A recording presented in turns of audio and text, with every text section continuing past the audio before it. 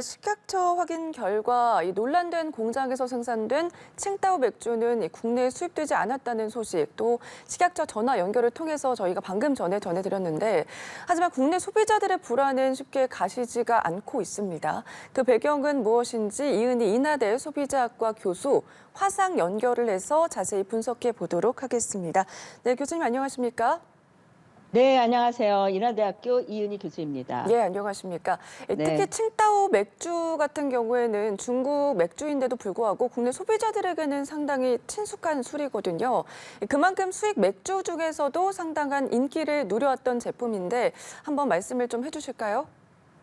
네, 이 칭따오 맥주는 최근에 이제 중국 음식점 중에 양꼬치 식당이 많이 들고 또 소비자들이 굉장히 좋아했어요. 그런데 이제 네. 양꼬치와 이 칭따오 맥주가 잘 어울린다 해가지고 그 유명 코미디 프로에 그 멘트가 나올 정도로, 그래서 이제 소비자 생각에는 양꼬치가 트렌드로 굉장히 인기가 좋은데 그거와 칭따오가 잘 어울린다 해가지고 그 소비자들이 칭따오 맥주를 많이 먹게 되었다, 이렇게 볼 수가 있죠. 네, 말씀해 주신 것처럼 이 중국의 간판 맥주 중 하나인 칭따오 맥주 생산 네. 공장에서 지금 위생 논란이 불거지면서 일각에서는 중국산 식품 포비아 현상을 우려하는 시각도 있거든요. 이런 현상에 대한 배경은 뭐라고 보십니까?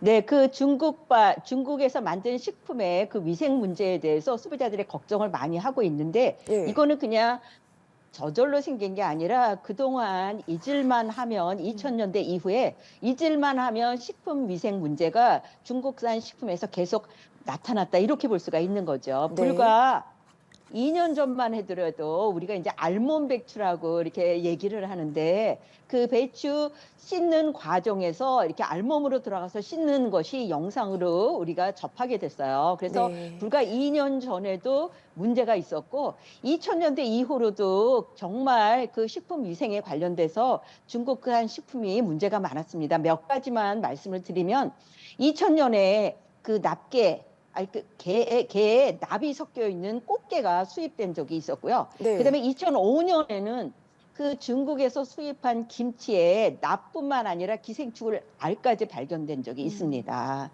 그다음에 이제 더욱 커다란 문제는 2008년에 그 멜라닌 파동이라고, 중국, 우리나라뿐만 아니라 전 세계적으로도 논란이 된 그런 파동이 있었는데요. 이 멜라닌이라는 거는 그 플라스틱 만드는 화학 원료예요. 그거를 분유에다 섞어 파는 거죠. 이 멜라민이라는 것은 아주 소량만 있어도 신장 결석이 나타나고 심지어는 이제 사망에까지 이르게 되는데, 어린아이들 먹는 분유에 섞었다는 거에 대해서 굉장히 전 세계적으로 놀랬고, 그것뿐만 아니라 이 멜라민이 화장품, 또 우유, 사료에도 섞여가지고 이게 들어온 것이 발견이 됐다, 이렇게 볼 수가 있고요. 2015년에도 문제가 있었습니다. 네. 2015년에는 인공 계란이라고 하는데, 그 계란 흰자를 이렇게 말려가지고 가루로 만들어서 식재료로 쓰는데 거기에서 동물성 어떤 의약품 성분이 발견이 됐습니다. 예, 말씀해 주신 것처럼 한 번 있었던 일이 아니고 이 중국발 식품 위생 논란이 반복되면서 아무래도 유통업체들도 골머리를 앓고 있는데요. 이번 네. 논란의 파장 어디까지 이어질까요? 지금은 이제 좀 전에 식약처 그 관계자께서 그 우리나라에 수입된 맥주는 그 소변 누는 영상에 나오는 공장이 아니다, 이렇게 말씀을 하셨는데, 사실은 소비자 입장에서는 그 칭따오라는 맥주 회사가 그 공장 관리를 어떻게 할까 걱정이 정말 많이 되는 거죠. 그래서 우리나라에 수입한 맥주가 그 공장은 아니라 하더라도 다른 공장에서 들여오는 맥주도 그 위생 문제에 대해서 걱정이 굉장히 클 수밖에 없다, 이렇게 생각이 들고요. 최근에 이제 양꼬치뿐만 아니라 마라탕, 또 중식당들이 소비자에게 굉장히 인기가 많기 때문에 이러한 식당에서 칭따오 맥주를 많이 판매를 해왔습니다. 그래서 아마 이제 이미 사놓으신 칭따오 맥주도 많이 있을 것이고, 또 앞으로도 이 칭따오 맥주를 안 먹을까 봐 이 소상공인들께서 걱정을 많이 하시는데, 사실은 소비자의 불만 혹은 불안이 가셔지려면 좀 시간이 많이 걸릴 거다, 이렇게 생각이 듭니다. 예, 알겠습니다. 어쨌든 이번 논란으로 인한 소비자들의 불안감 해결을 하기 위해서는 어떤 노력이 필요할지, 뭐 네. 일각에서는 중국 식품에 대한 검역 관리 체계를 한층 강화해야 된다 이런 지적도 나오거든요.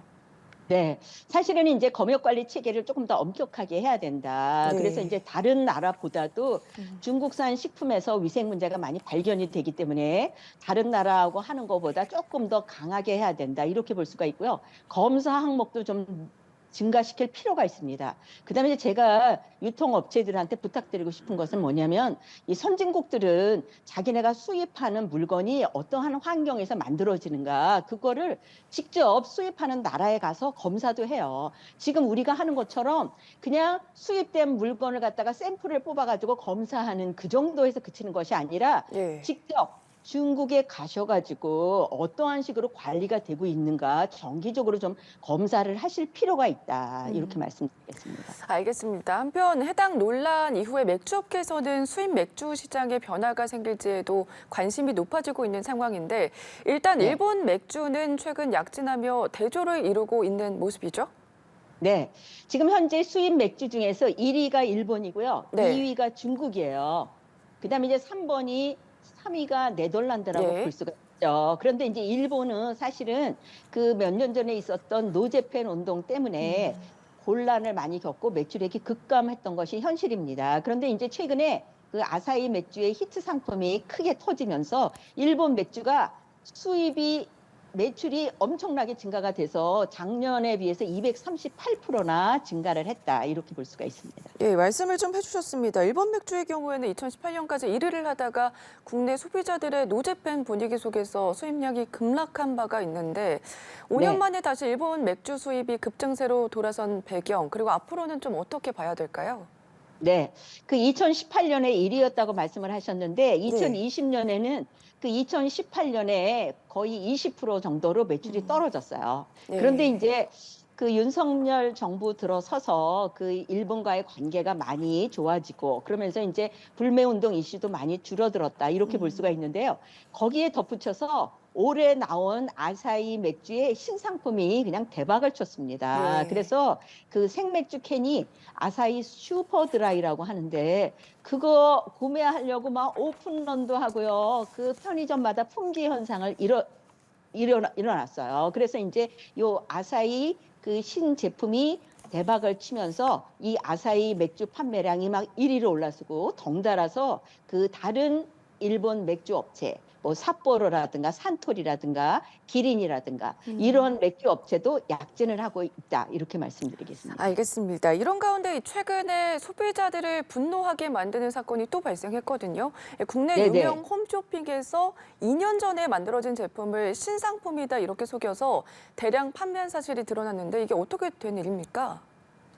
2년 된 상품은 신상품이 아니고 재고 상품이죠. 네. 그럼 재고 상품은 아울렛에서 3, 40% 심지어는 50% 세일해서 파는 게 맞는 거 아닙니까? 근데 2년 된 재고품을 신상품처럼 그 라벨 가리를 해가지고 소비자에게 판매를 했다라는 음. 것은 정말 이 대기업 홈쇼핑이 해서는 안 될 그런 행동이다. 이렇게 볼 수가 있겠는데요. 네. 지금 현재 그 뭐 블라우스가 3개가 한 세트라 그래요. 음. 그래서 블라우스 3개가 한 세트인데 무려 3,300 세트를 팔아가지고 1억 5천만 원의 매출을 올렸습니다. 지금 이 네. 라벨 가리는 제조 연월일을 라벨을 갈았는데요. 심지어는 이제 그 흔적도 남아있는 상품도 있다고 합니다. 일단 뭐 현대 홈쇼핑 측은 신속하게 반품 환불 조치를 진행 중이다 이렇게 밝혔습니다만 관련 보도가 시작된 이후에나 이루어졌다 이 점도 비판을 받고 있는데 재발 방지를 위한 대책도 필요하지 않을까요? 네, 사실은 이제 그 처음 발견한 소비자와 몇몇 소비자가 문제 제기를 하면 빨리 반품이나 교환을 하고 네. 조치를 취했어야죠. 그런데 보도가 나갈 때까지 그냥 가만히 있고 소비자가 불만을 제기해도 뭐 미루다가 보도 나간 다음에 이렇게 처리를 한다는 것은 정말 이렇게 납득하기 어렵다. 이렇게 볼 수가 있고요. 일단 현대 홈쇼핑에 대한 소비자의 신뢰도가 많이 떨어졌기 때문에 네. 이후로도 현대 홈쇼핑에서 판매하는 제품은 혹시 저거 재고 아닐까라는 소비자의 의심이 굉장히 클 거다 이렇게 생각을 합니다. 음. 그래서 지금이라도 잘못을 인정을 하고 네. 그 내부적으로 직원의 관리라든가 내부 통제를 엄격하게 해서 이게 재발 방지가 된다. 라는 것을 소비자가 믿을 수 있게끔 아주 확실한 조치가 이루어져야 된다. 이렇게 생각합니다. 알겠습니다. 여기까지 들어보겠습니다. 지금까지 이은희 인하대 소비자학과 교수와 이야기 나눠봤습니다. 고맙습니다. 네, 감사합니다.